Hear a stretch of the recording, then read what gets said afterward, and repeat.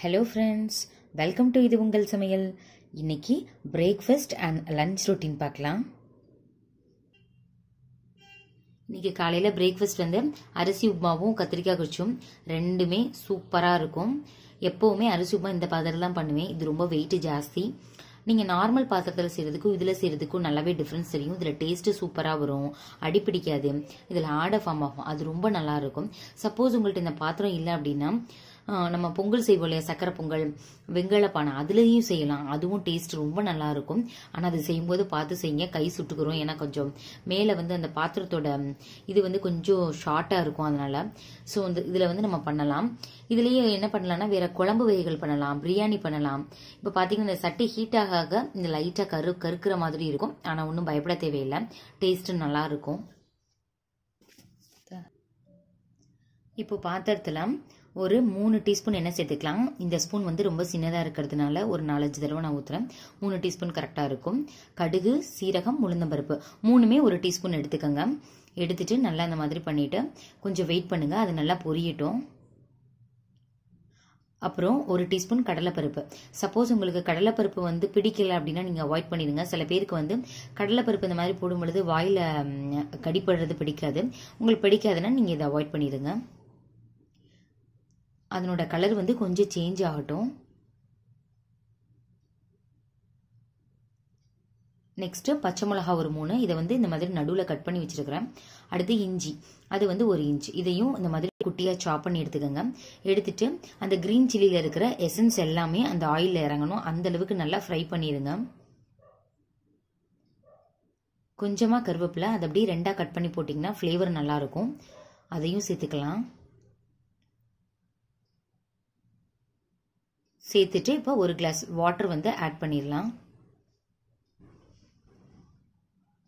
கொதிக்கட்டும். அதுக்குள்ள நம்ம அரிசி உப்புமாவுக்கு திரிச்சிட்டு வந்துடலாம்.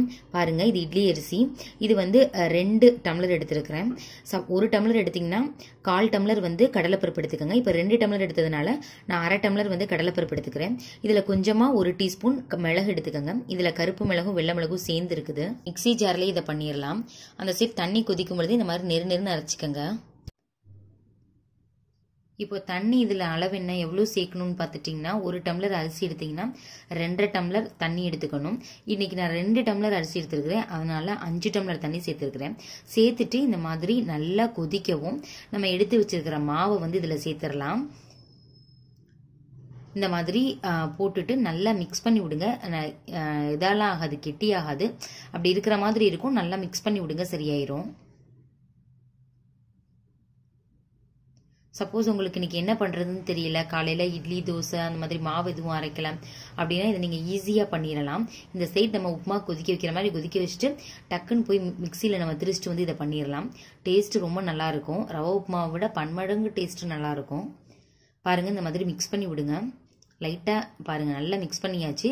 மிக்ஸ் பண்ணவுமே இந்த மாதிரி கெட்டியாயிரும். இப்போ இதை என்ன பண்ணிடலாம், கரண்டியில் இருக்கிறதெல்லாம் அப்படி ஒரு ஸ்பூனில் வந்து எடுத்து விட்டுருங்க. எடுத்து விட்டுட்டு நம்ம அதை ஒரு 10 நிமிஷத்துக்கு அப்படியே விட்டுறலாம். இதில் வந்து கீழே ஆடை மாதிரி ஃபார்ம் ஆகணும் இல்லையா, அதனால கொஞ்சம் நேரம் நல்லா சிம்மில் போட்டு விட்டுருங்க, நல்லா வேகணும்.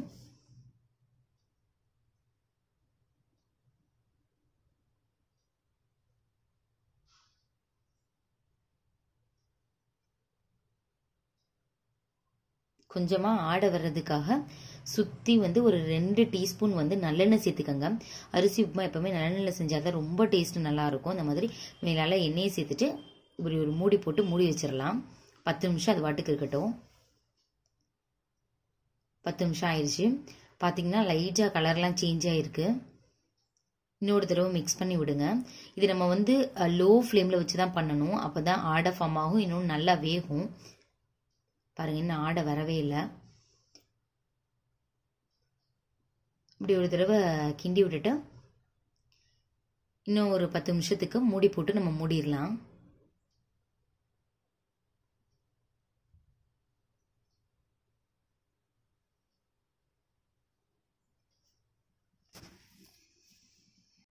அரிசி உப்புமாவை லோ ஃப்ளேமில் வந்து அந்த அடுப்பில் வச்சாச்சு. இப்போ வந்து குக்கரில் 2 டேபிள் ஸ்பூன் வந்து பாசிப்பருப்பு சேர்த்துக்கோங்க. ஒரு 3 தக்காளியை இந்த மாதிரி குட்டி குட்டியாக கட் பண்ணி வச்சுக்கலாம். இது வந்து கத்திரிக்காய் குச்சி பண்ணுறதுக்கு. அடுத்து கத்திரிக்காய் ஒரு 4 கத்திரிக்காயை நார்மல் சைஸு இந்த மாதிரி குட்டியாக கட் பண்ணி அதையும் சேர்த்துக்கோங்க. சேர்த்துட்டு அதுக்கு தேவையான அளவு தண்ணி சேர்த்துக்கோங்க. சேர்த்துட்டு இதை மூடி போட்டு மூடிடலாம். குக்கரில் ஒரு 2 விசில் வரட்டும், அதுக்குள்ளே இதை பார்த்துடலாம். பாருங்கள், நல்லா வெந்துருச்சு. இன்னொரு 10 நிமிஷம் மூடி போட்டு மூடினதில் நல்லா வெந்துருச்சு. ஆடை நல்லா ஃபார்ம் ஆயிடுச்சு. இந்த ஸ்டேஜில் ஸ்டவ் ஆஃப் பண்ணிடுங்க. ஒரு தட்டு போட்டு க்ளோஸ் பண்ணிடலாம். விசில் நல்லா அடங்கினதுக்கப்புறம் இப்போ பார்க்கலாம். நல்லா வெந்துருச்சு. இந்த மாதிரி ஒரு கரண்டியை வச்சு மேஷ் பண்ணி விடுங்க. ரொம்ப இது பண்ணணும் தேவையில்லை, லைட்டாக மேஷ் பண்ணால் போதும். இதில் கொஞ்சமாக புளி தண்ணி சேர்த்துக்கலாம், ரொம்ப தேவையில்லை, லைட்டாக இருந்தால் போதும். ஒரு 2 டீஸ்பூன் வந்து சாம்பார் பொடி சேர்த்துக்கோங்க. ஒரு சின்ன நெல்லிக்காய் சைஸ் அளவு தான் புளியை ஊற வச்சேன், காமிக்க மறந்துட்டேன். இந்த மாதிரி மிக்ஸ் பண்ணிவிட்டு தேவையான அளவு தண்ணி சேர்த்துக்கலாம். சேர்த்துட்டு நல்லா கொதிக்கணும். நம்ம சேர்த்துருக்கிற சாம்பார் பொடி புளியோட பச்சை வாசனை எல்லாமே போகணும். இதுக்கு தேவையான அளவு உப்பு சேர்த்துக்கோங்க. சேர்த்துட்டு இப்போ நல்லா கொதிக்கட்டும். கொஞ்சமாக மஞ்சத்தூள் மட்டும் சேர்த்துக்கோங்க. நல்லா கொதிச்சு பச்சை வாசனை எல்லாமே போயிருச்சு. இந்த கன்சிஸ்டன்சி வரவும் நீங்கள் வந்து ஸ்டவ் ஆஃப் பண்ணிடுங்க, கரெக்டாக இருக்கும். இப்போது கத்திரிக்காய் குச்சிக்கு தாளிச்சிடலாம். ஒரு 2 டீஸ்பூன் மட்டும் நல்லெண்ணெய் சேர்த்துக்கோங்க. கடுகு சீரகம் 1/2 டீஸ்பூன் எடுத்துட்டு, வெந்தயம் வந்து ஒரு 4-5 எடுத்துக்கோங்க. கருவேப்பிலை ஒரு 4-5 சேர்த்துட்டு, பெரிய வெங்காயத்தை இந்த மாதிரி குட்டியாக சாப் பண்ணிக்கோங்க. அதையும் சேர்த்துட்டு நல்லா ஃப்ரை பண்ணுங்க. ஏன்னா வெங்காயத்தில் இருக்கிற பச்சை வாசனை எல்லாமே போகணும். போயிட்டு இந்த மாதிரி கலர் சேஞ்ச் ஆகவும் கொஞ்சமாக பெருங்காயத்தூள் சேர்த்துக்கலாம். சேர்த்துட்டு இப்போ ஸ்டவ் ஆஃப் பண்ணிடுங்க. இப்போது இதில் ஆட் பண்ணிடலாம். நல்லா மிக்ஸ் பண்ணி விடுங்க. சப்போஸ் உங்களுக்கு மல்லித்தலையோட ஃப்ளேவர் பிடிக்கும்னா அதை குட்டியாக கட் பண்ணி இந்த ஸ்டேஜில் நீங்கள் சேர்த்துக்கலாம். இன்றைக்கி ஸ்கூலுன்றனால காலையிலே லஞ்ச் ரெடி பண்ணி கொடுத்து விடணும். அதனால் இன்றைக்கி மத்தியானத்துக்கு வந்து சிம்பிளாக லெமன் ரைஸ் பண்ணலான்னு இருக்கேன். ஸோ இந்த மாதிரி பாத்திரத்தில் தண்ணி வச்சுட்டு கொதிக்கவும் நம்ம அரிசி எல்லாத்தையுமே சேர்த்துடலாம். சேர்த்துட்டு நல்லா கொதிக்கட்டும். அதை நல்லா வேகவும் அதை வடிச்சிட்டு ஒரு பெரிய பாத்திரமாக எடுத்துகிட்டு அதில் ஆற வச்சு எடுத்துக்கலாம். இப்போது லெமன் ரைஸ்க்கு தாளிச்சு விட்டுறலாம். 2 டீஸ்பூன் நல்லெண்ணெய் சேர்த்துட்டு 1/2 டீஸ்பூன் கடுகு உளுந்தம்பருப்பு இதெல்லாம் சேர்த்துக்கோங்க. சேர்த்துட்டு இஞ்சி 1/2 இன்ச் மட்டும் அதை குட்டி குட்டியாக சாப் பண்ணி சேர்த்துக்கோங்க.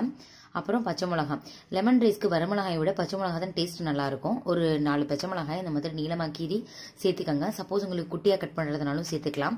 குழந்தைங்க இதெல்லாம் ஈஸியாக எடுத்து வெளியே போட்டுருவாங்க, அதனால தான் இப்படி நீளமாக போட்டுருக்கிறேன். 1/2 டீஸ்பூன் மஞ்சள் தூள். நீங்கள் இதிலேயே சேர்த்திங்கன்னா பச்சை வாடை எதுவுமே அடிக்காது, அதனால இதிலேயே சேர்த்துட்டேன். அப்புறம் ஒரு பிஞ்ச் மட்டும் பெருங்காயத்தூள் சேர்த்துட்டு இந்த மாதிரி சாதத்தில் சேர்த்து நல்லா ஜென்டலாக மிக்ஸ் பண்ணி விடுங்க. சாதம் வந்து உடஞ்சி போயிடக்கூடாது, குழஞ்சிடக்கூடாது. அப்புறம் 2 லெமன் வந்து இந்த மாதிரி ஸ்க்யூஸ் பண்ணி இதில் சேர்த்துக்கோங்க. அப்புறம் இதுக்கு தேவையான அளவு உப்பு அதையும் சேர்த்துட்டு நல்லா மிக்ஸ் பண்ணி விடுங்க. சாதம் வந்து குழையாதவாறு நல்லா இந்த மாதிரி ஜென்டலாக மிக்ஸ் பண்ணி விடுங்க. லெமன் ரைஸ் ரெடி ஆயிடுச்சு. பிரேக்ஃபாஸ்ட்டுக்கும் லஞ்சுக்கும் சேர்த்து ப்ரிப்பேர் பண்ணுறதுக்கு கரெக்டாக 1 ஹவர் ஆச்சு. குழந்தைங்கள சாப்பிட வைக்கிறது ஒரு பெரிய டாஸ்காக இருக்குது. அதுக்காகவே அவங்களுக்கு கலர்ஃபுல்லாகவும் இல்லை டிஃப்ரெண்ட் டேஸ்ட்லையும் வெரைட்டியாகவும் கொடுக்க வேண்டியது இருக்குது. பாருங்கள், இப்போ லஞ்ச் பேக் பண்ணிகிட்ருக்கேன். இந்த லெமன் ரைஸ்க்கு வந்து இந்த மாதிரி சிப்ஸு இல்லை வடகம் இதுதான் கரெக்டான காம்பினேஷனாக இருக்கும். ஸ்நாக்ஸ் பாக்ஸுக்கு வேறு ஏதாவது வச்சு விடணும். வந்து இன்றைக்கி நான் எதுவும் ப்ரிப்பேர் பண்ணல. வீட்டில் ஃப்ரூட்ஸ் இருந்துச்சு, ஆப்பிள் இருந்தது. இதை வந்து என்ன பண்ணிடுங்க, மேலே இருக்கிற இந்த ஸ்கின் எல்லாம் எடுத்துருங்க. ஏன்னா இதில் வந்து மெழுகு கலந்து வருது அப்படின்னு சொல்கிறாங்க. அதனால் ஸ்கின்னை ரிமூவ் பண்ணிவிட்டு நல்லா கட் பண்ணிவிட்டு இந்த மாதிரி உள்ள லைட்டாக பிளாக்காக இருந்துச்சுன்னு வச்சுக்கோங்களேன், அதையுமே இந்த மாதிரி நைஃபை வச்சு எடுத்து விட்ருங்க. அந்த மேலே கீழே இருக்கிற அந்த காம்பு அதெல்லாம் எடுத்து விட்டுட்டு நீங்கள் சீக்கிரம் எவ்வளோ சீக்கிரம் கட் பண்ண முடியுதோ கட் பண்ணி நீங்கள் நல்லா பாக்ஸில் போட்டு உடனே க்ளோஸ் பண்ணிட்டீங்கன்னா கருத்து போகாது. அவங்க சாப்பிட்ற வரைக்கும் அப்படியே இருக்கும். நம்ம வெளியே வச்சுட்டு சேர்த்தா தான் கருத்து போயிடும். ஒரே மாதிரியே ஃப்ரூட்ஸே நம்ம ஸ்நாக்ஸாக கொடுத்தாலும் போர் அடிச்சிடும். ஸோ அதுக்கு ஒரு டைம் டேபிள் ப்ரிப்பேர் பண்ணிவிட்டு உங்களுக்கு சீக்கிரமே வீடியோ அப்லோட் பண்ணுறேன். முடிஞ்சோடனே நம்ம க்ளீன் பண்ணிடலாம், இல்லைன்னா பிசு பிசுன்னு வந்துடும். இந்த மாதிரி டவல் எடுத்துகிட்டு ஃபுல்லாக இந்த மாதிரி மேலே இருக்கிறதெல்லாம் எடுத்து விட்டுருங்க. அதுக்கப்புறம் நீங்கள் தண்ணியில் நினச்சிட்டு திருப்பி ஒருக்கா க்ளீன் பண்ணிங்கன்னா நல்லா பளிச்சுன்னு இருக்கும்.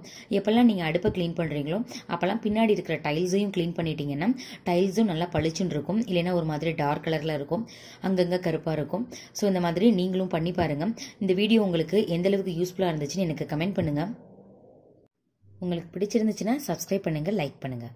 Thank you friends.